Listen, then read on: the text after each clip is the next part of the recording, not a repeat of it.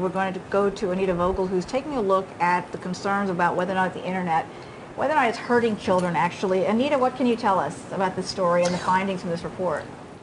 Well, hi there, Uma. We're talking about a study that came out of USC. It is a study from the Center for the Digital Future, and they have been tracking this issue for years about the internet and kids and how much they use the internet. Well, in the latest survey of nearly 2,000 families nationwide, the findings show an increase in the number of parents who are concerned that internet access at home is taking away from family and friends FaceTime with their kids. Thank you very much for bringing us up to date on that story. Okay, let's weigh in for just a moment about this. I mean, this about, you know, the internet. I mean, it's like, it's like television. These studies are absolute nonsense. I mean, it's part of the feminization of America.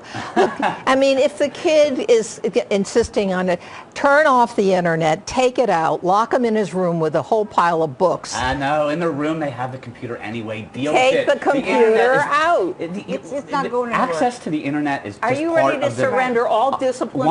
One of the companies that I own that I never have talked about on the air here is called offlininginc.com. You can go there. We encourage people to go offline because so much of society is going online.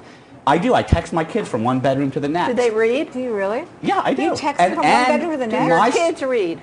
My kids read. What do they read? They read all the great classics. They have to. They still do in school. They're required to do that. But the amount of time that they spend on the internet, the way that I text message with my teenage daughter, I mean, and even at the dinner table when I have my BlackBerry at the dinner table, and my kids tell me that that's common.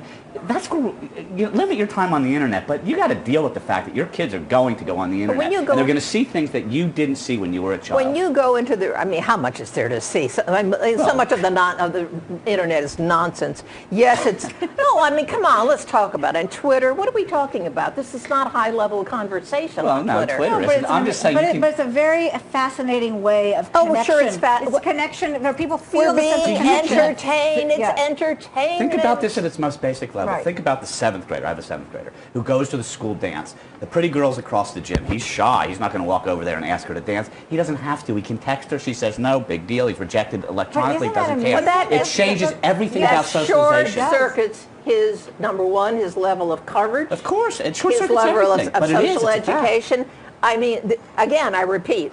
Pull out the internet, lock them in the room with books. You know, it's interesting, though, this whole business about losing the art of conversation. There was a very interesting story that I saw recently on ABC where one teacher had the kids put away all access to the internet, texting, everything for 1 week. And they couldn't speak, probably. And it was basically, you know, withdrawal for the first couple of days. They were having a hard time, but ultimately, it ended up being very positive because they got to really get to know their family. They got to spend time talking with their friends. Yeah. They started playing more board games and other things. But that's like crisis intervention. It is like crisis intervention. But what if they don't have that? But what I'm saying is they ended up coming away from the experience feeling much more empowered, thinking that it proves our point. It was, again, they had tapped into something that they didn't realize that they could be a part of, that they could engage with each other in a very meaningful way, one-on-one, rather than just texting. But why did it take them so long? I mean, you go to a restaurant anywhere now, and entire families, everybody, including the mother and father and the children, are sitting at the table, and they all have their little machines. If you go to the New York Yankees baseball game, the year after they won the World Series, finally they won the World Series. This is when I started offlining Inc. I went to the Yankees game.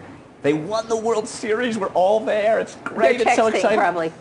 More people were looking at their BlackBerries than were looking at the Yankees. And I thought, my gosh, how society has changed. We're at the opening day after the World Series, and more people are looking at their BlackBerries. Well, you go into an office, and I don't exclude this place either, people who want to say something to somebody else, including newsrooms where people used to yell all the time and scream. That was a wonderful part of it. It was great if you had a loud voice. Now, well, everybody had a loud voice. Now we just capitalize all the letters. Now, even if a person sits next to you, you email him. I mean, what is this all about? You think it's preposterous. I'm just saying it is. It's happening. The way the technology is advancing is faster and faster and faster and faster. There's a cover story of Time magazine that in the year 2045, artificial intelligence will surpass our own intelligence. Well, I would Whoa. quibble with the word intelligence.